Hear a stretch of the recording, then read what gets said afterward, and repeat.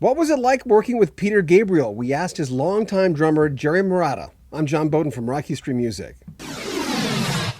Jerry Marotta started with Peter Gabriel too, and he was with him right till So, his big breakthrough album. I've interviewed a few people who have worked with Peter Gabriel. First off, Philip Alberg. When I used to do New Age music, Philip Alberg was on the Windham Hill label, and I interviewed him a few times, and we talked about his early days of touring with Peter Gabriel. Legendary drummer Steve Gadd a few years ago, Tony Levin a few times, Steve Hackett, Anthony Phillips, and now Jerry Marotta. Peter, in a lot of ways, Peter is like the director of a movie. Mm. That he may also be acting in. Because Peter, I honestly don't ever remember Peter coming into the studio with a song written. I don't ever remember that. And there's the famous story of when they were making So, after 9 months, Dan Lanois was producing that record, and Peter hadn't written any lyrics. And so one day, they were working in Peter's barn where we had worked. He rented this place for years. We stayed there and rehearsed there. They decided to do a Ray's record there. We did more than one record there. But Peter went into the studio and Dan nailed the door to the studio shut. Peter apparently freaked out. And Dan was like, "You're not coming out until you write some fucking lyrics. I'm not letting you out." And he literally trapped him in the studio, which I don't know how Peter ended up getting out, what the outcome of that was. But the point is, Peter he has a process. So I don't ever remember him coming in with a written song. He'd have some ideas, some chords, and we would jam. Tony, Larry, Peter, me, and if there was a guitar player, yes, different. John Ellis, he was one of the guys that played with Peter guitar. David Rhodes, obviously, once he was in, that was it for guitar players. And we would just jam on stuff, and then Peter would kind of listen to it and sculpt it, and then we'd come back in and he'd be like, "Dude, let's do more of this, You hear this? Let's do that. Let's just play that." And that's the way he was. And a lot of times he might have had a vague idea, like there's a song, I can't remember which song it is, but the working title was Flat Moon. He just called it Flat Moon, but it didn't end up being Flat Moon. I don't know what it was, but yeah, Peter, he had all the right people. He liked me, Tony, Larry, David, and got us together, trusted us, loved us, and we toured together, we were together a lot, blah blah blah. We were like a band. We were like a band. We didn't get paid like a band, but we were like a band in every other way. So, like for instance, the one thing I remember only because I really remember it was Family Snapshot. Yeah. Was the song Family Snapshot? We had been jamming on it, and I think John Giblin was that record. John Giblin was the bass player because Tony Levin was, I think, on tour with Paul Simon for like a year. So John did the record, and I think John toured with us. So, Steve Lillywhite was producing it. I think it was Steve. We're jamming on it, and we had the elements.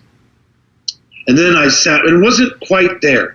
And I went over to Peter at the piano, and I said, "Look, let's try this. Do this section here, then let's do this section, and then do this section, and then back to this section." And this is like I basically arranged the song. The pieces were there. They just weren't. They weren't flowing. Yeah. But in my mind, I heard it. I heard it. The way it is what I heard, and I didn't write anything. But I kind of put the song together in the way it ended up being and the way it worked. And Peter gave me a little bit of publishing for that.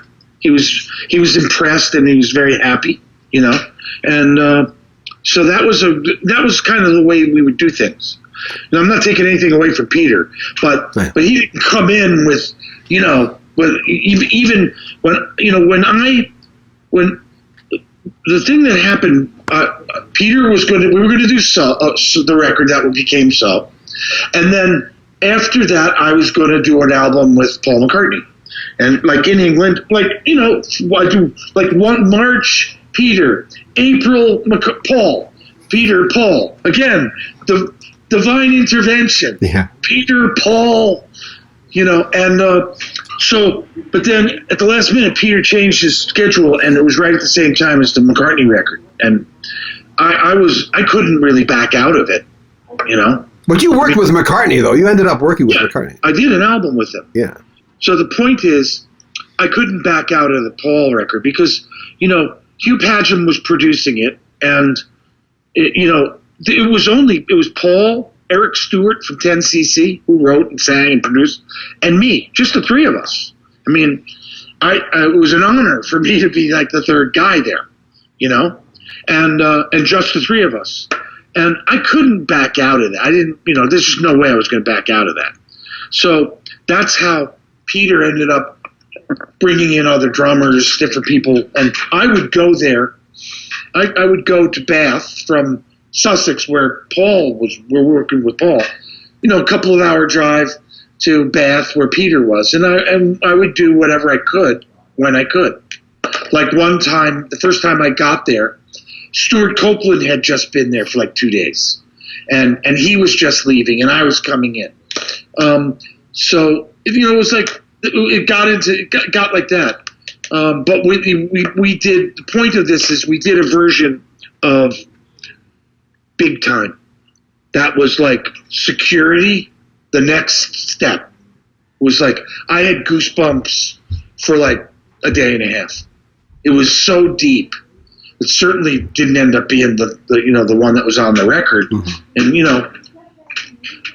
the one that's on the record is it's a pop hit. It's a hit song. The one that we did is more like the deep, heavy Gabriel. It was just awesome. Is that out there someplace? I don't know. I've heard people say that he put out some kind of box set of outtakes and this and that stuff. I don't know. I have to maybe have a look at that and see. And maybe it's on there. There's a new GoFundMe page that's set up to save Dreamland Studio, which is Jerry's main hang. It's in an old church. It's a gorgeous studio, and they're trying to save it right now. If you want to help out, there'll be links at the very top of the description of this video. More from Jerry Marotta coming up next week. I'm John Beaudin. Make sure you share our videos, subscribe to our channel, and comment on them as well. Put them on social media for us. We'd appreciate that. And pick up a t-shirt to help support this channel. They're beautiful. I'm John Beaudin from Rock History Music.